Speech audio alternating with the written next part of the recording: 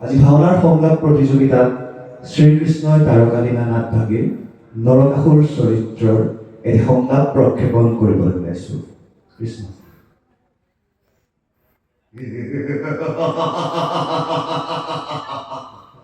আজি নৰকাসুৰৰ গতি কোনেও ৰোধ কৰিব নোৱাৰে।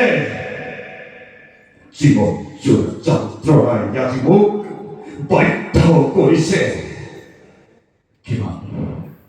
কিমান সহ্য কৰিম যন্ত্ৰণা, কিমান সহ্য কৰিম লাঞ্ছনা। মই হেনো জাৰজ, মই হেনো কলংকিত পিতৃ পৰিচয়হীন। আই বহুমতী,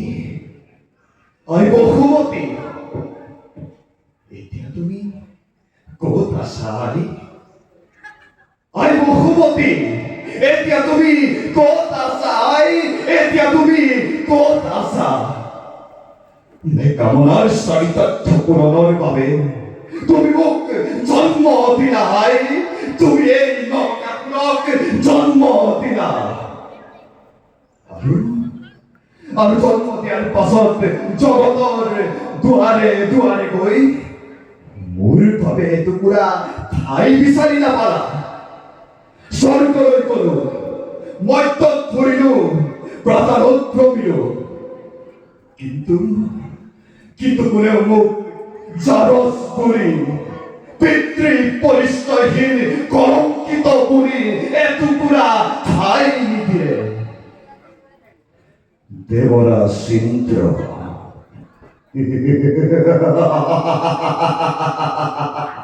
সি হেনো সহস্ৰজন,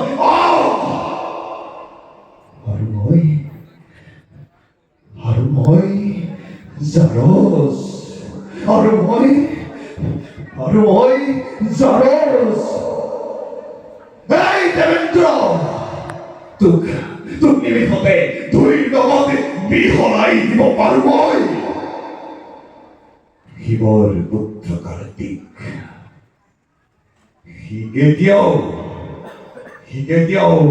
নৰকা বিজয়ী হ'ব নোৱাৰে কদাপি। আৰু বিশ্বকৰ্মাৰ কন্যা ইন্দুমতী, তাইৰ কি অহংকাৰ! অসুৰক পুৰায় স্বামীৰূপে গ্ৰহণ নকৰে, কিন্তু ইন্দুমতী তোমাৰ দৰে এগৰাকী সাধাৰণ শিল্পীৰ কন্যা এই বিশ্ব অভিজয়ী নৰকাসুৰে পত্নীস্বৰূপে গ্ৰহণ কৰিবই বা কিয়? আজি মই নৰকাসুৰ বিশ্ব বিজয়ী প্ৰাগজ্যোতিষৰ এক ছত্ৰী সম্ৰাট। তথাপিও মোৰ মনত নাই শান্তি অলপো। তথাপিও মোৰ মনত নাই শান্তি অলপো। পিতা,